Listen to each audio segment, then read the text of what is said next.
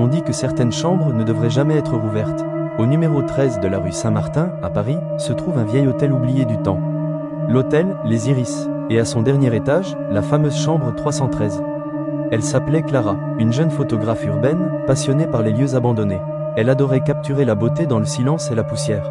Ce qu'elle ne savait pas, c'est que certains lieux ne veulent pas être retrouvés. Quand elle monta l'escalier, elle remarqua que la porte de la chambre 313 était scellée par des chaînes. Les chaînes ne servaient pas à protéger la chambre, mais à protéger le monde de ce qu'elle contenait.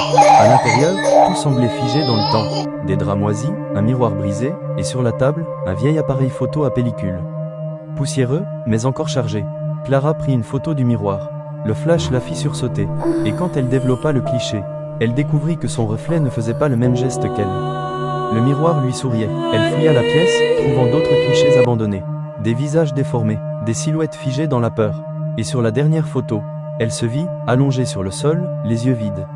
Chaque photo montrait un événement qui n'avait pas encore eu lieu. Le reflet commença à bouger seul. Il respirait, il clignait des yeux, et bientôt, il sortit du miroir. Le silence se brisa, et le miroir prit sa revanche. Le lendemain matin, les rayons du soleil traversaient les vitres sales de la chambre. Une autre exploratrice entra, curieuse. Sur la table, un appareil photo l'attendait. Elle s'en approcha, fascinée. Et quand elle leva les yeux vers le miroir, son reflet n'était pas le sien.